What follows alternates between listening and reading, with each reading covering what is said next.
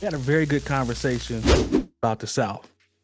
We talked about the layers of influence and what qualifies as what in terms of influential and who's the most. And we came up with so many names and labels and producers like DJ Paul and the Ghetto Boys, and you mentioned all that 2 Live crew. I talked to Lone. We're on a post show. We were thinking about possibly having more regional conversations. So, with all of us being from the Midwest, I figured we take it to the Midwest. From a standpoint of who would you consider to be the most influential act out of the Midwest as it relates to hip hop? Or is there one? That's easy. It's easy. Yeah, talk to me. Easy. Who you got? Yeah. I think we all thinking the same lane, but talk to me. I'd have to go with Kanye West. Yeah, that's what I was thinking. I mean, if you just think about his career, like when it started, he came out in what, 04? Yo, 304. 304. 304. As a solo artist. As a solo artist. Mind you, he had placements already with Benny Siegel, Jay-Z, Scarface, before he started rapping. Correct.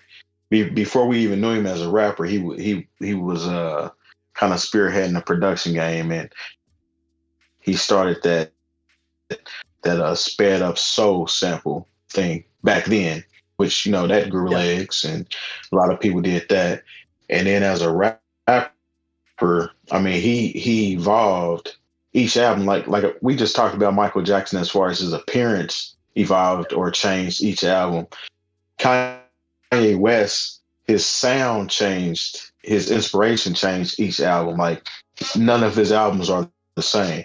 And I'd have to say that a lot of the industry took notes from that and learned a lot from Kanye West, and are still learning a lot from Kanye West, regardless of if he's dropping that classic material that he was before. He's still making waves in the industry regardless. Yeah, and his even expands pretty much anything at this point. Like even with the clothing, and even with the music. Like I noticed this. Shout out to my man Jesse. He put me on game to this. Khaled's rollout for his most recent album had the gospel choir. I'm saying, like, coming off Kanye doing all of his religious music recently. Like, that wasn't a coincidence. To me, that's by design. You know what I'm saying? To speak to his influence. Like, I saw that immediately. I'm like, Em is low-key trying to tap into that Ye vibe as he gets ready to put this album out. Like, we was texting about that a little bit. I think it was me and you, Terry, as well. It's just crazy, man. Like, that speaks to what you just said. And Dropout came out in what, 04? I think I looked it up. It was 04. To now, it's 2021. And he is dominating fashion, still in the news, good or bad. Like, even with the music, even if the music fell off some, and then, there was a resurgence, if you want to call it, that's all subjective, how you want to look at his career. But everything was influential. You know what I'm saying? Like, all of the waves. You know what I mean? We actually had just talked about a couple episodes ago of his influence on Drake. Yeah. And Drake is now the biggest artist the last 10 years. His album out the gate that got people hip to him was inspired by 808 and Heartbreak. So there you have it. Album changed music, man. It changed music. I will say this, though, because we also, if you're going to talk about the Midwest and the influence it had on the entire industry, we have to talk about Bone Thugs and Harmony. And there we go. Okay. But then you also have, you cannot, and a lot of people don't, for whatever reason, we're going to skip over Nelly and what he got out of St. Louis. Let's not forget there was that Country Grammar is a diamond album. Nelly had a wave.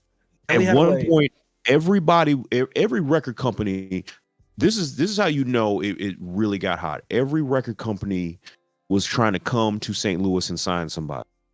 Yeah. And a lot of record companies, they're like, okay, we let's see if we get this Nelly vibe, because it's like, don't get me wrong, what Jay and them is doing is cool. That's 2 and 3 million records. What so and so is doing over here, that's 1.5 million, maybe 1 million records. But if we can get something close to what Nelly did and get 10, 11 million on the board, first album out, you know, and then followed up with another like 8 million, you know, then that's what we need. Because, you know, if everyone wants old to talk school about, diamond too. everybody wants to talk about like the influence that Kanye had on Drake. Look, there wouldn't be like, because you know what there, I feel like, and I've said this before, there wouldn't be a Drake if there wasn't a Nelly, because Nelly made it to where, you know, even though you found out about some of the wild stuff later on, honestly, like it felt like for a minute, being in hip hop meant you had to have one of the prerequisites was you had to have some sort of life in crime. And here comes just some fun loving dudes from St. Louis who liked sports and wore jerseys and wanted to hang out and smile. And here it is, they sold and had a melodic thing going to it. Let's not forget that melodic part of Nelly's music, that you can't say there isn't an influence that hit Kanye and then eventually hit Drake. So, you know, if we want to talk about the Midwest, I'm not mad at that. I'm not mad at that. It starts with Nelly, and a lot of people do not want to give him his props because of whatever reason, but this dude is still out here putting numbers on the board, on the country charts, on the pop charts, and he can tour anywhere in this country right now and people show up. So, and that's 20 years later. So I'm not mad at that. I'm not mad at that at all. That is actually, everything you said is facts. I remember Nelly had people wearing Band-Aids under their eye. Like, you know what I'm saying? Like, just the swag. You know what I mean? Like, he, even with the swag and the jerseys and him and Murphy Lee and the throwbacks and all that, like, they had a part of that. They were a huge part of that. So I'm not mad at that anymore. For the sale of Air Force Ones. I give you that. Air Force Ones were very popular based up. They were selling. I mean, they weren't selling the same as rappers. Like, they were up there with, you know, when Christina Aguilera's and the Backstreet Boys, everybody was going diamond. Yeah. They were going diamond right there with them.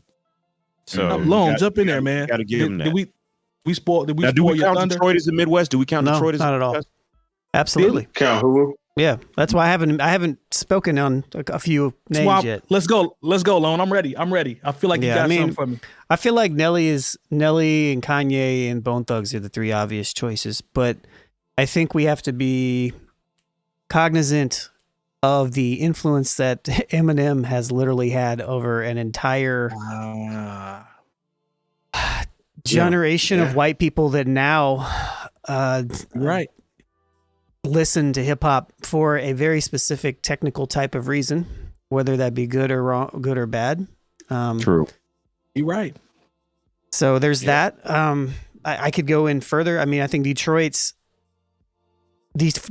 history, I almost don't even want to break them up. I almost just want to keep it like Detroit versus everybody, because Detroit's sound in general is one that is just, when you think of hip hop and you think Detroit, realistically, even a lot of Michigan, you kind of know what you're going to hear. So you could definitely throw a Jay Dilla in there. Now, maybe not as a huge of an impact, but that could be argued because he's inspired everybody. So Jay Dilla got kids running around. I'm one of them. Lone is one of them. Jay Dilla got kids running around. Kanye is one of them. One of them. Oh yeah. Yeah, that's facts. That's facts, Lone. When you think about Detroit, though, it's a good point. I didn't think about them as a collective. Yeah, I see where you're going. I'm not mad at that. As the music game as a whole has the influence from.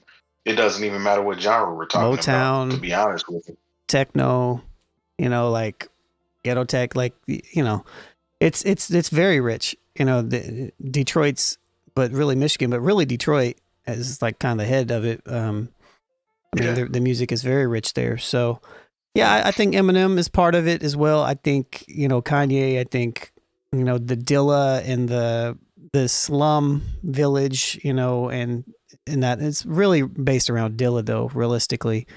And then of course Bone Thugs from, Ohio, and Nelly from St. Louis, and, that whole movement. Not a lot from Indiana.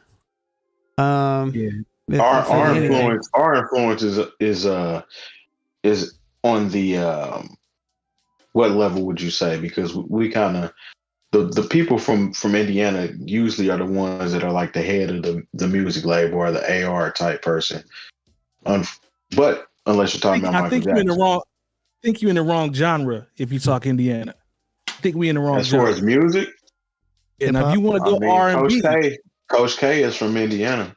He's Indiana specifically. He is, but what I'm saying is I feel you because the label alone. So I'm not mad at that. I get you 100%. I'm with you there. What I'm saying is if you take Coach K over here, then you like, all right, let's jump in that R&B bag and then over there. Babyface. We go Babyface. Like we start getting into all of that. You know what I'm saying? Like it's so you gotta small, count though. Mike. I don't know. Who, Mike Jackson? They from Indiana. Yeah, they're from Gary. Close, but I got friends from Gary that really, I got a handful of them that really claim Indiana, but the rest of them swear they're from Chicago. It's different. Yeah, I mean, they're from the region. Yeah, it's right on the edge though. We got other musical influencers from Indiana though, from different genres. So you got Tom Petty. Yeah. You got. I didn't know Tom Petty was from here. I knew John Mellencamp was, but yeah. Axl Rose. Yeah, fuck. Oops. Screw him. But yep.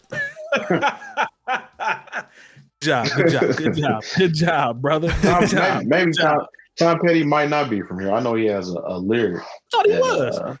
That says I never heard anything about that. We sleep. Are we wrong? You know, Jay Moore, I'm coming to you. I'm gonna look that up real quick. Yeah, I'm looking it up now. Maybe he's not. I know he definitely has a lyric that says something about Indiana. He's from Florida.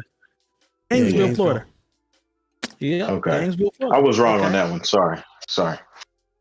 Oh, good. Blind Melon. Last Dance with Mary Jane. He definitely. That song is fire, man. That song is fire. You hear me? That's a good record right there. Yeah. Yeah. Out to After 7 too.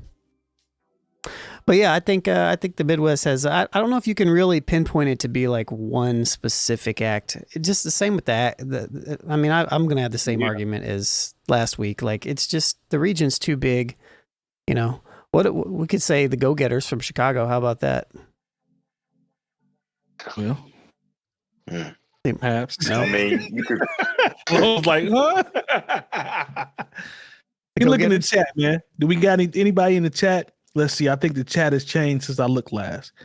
What we on, fam? Tylee, I see you. Going. Yeah. Okay. Just Blaze is from the East Coast. No, he's from where is Just Blaze from? Just Blaze is from New Jersey. Yeah. New Jersey. Okay. Yeah.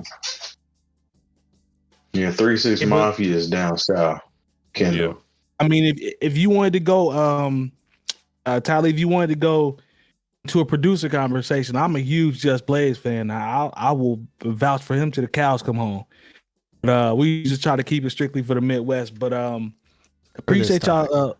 For this topic. But I appreciate y'all being in the chat, throwing stuff out there though. That's what's up. Yeah, I mean, I think we're all on the same page for the most part. Lone and Jay Moore though. Y'all made valid points with Nelly. And then Lone with Detroit, like to offset, because I was with Terry 100% with Ye, but those are good points. Not mad at. I think with the Midwest, all the artists that we brought up actually have influenced the game in some way, shape, or form. Definitely. I mean, the same way with the South too that we talked about last week. Is just harder to pinpoint the South because the sound in that region is just is different in each area. Even in the same state, you have people that sound so different based on the musicality that's coming from there. So, Yep, I'm with you 100%. 100. If you've enjoyed this segment from the New Old Heads podcast, make sure to join our live chat every Tuesday from 9 to 11 p.m. Eastern at youtube.com/New Old Heads Network. Make sure to subscribe and hit that bell for notifications. We also invite you to join our private Discord community at newoldheads.com/community.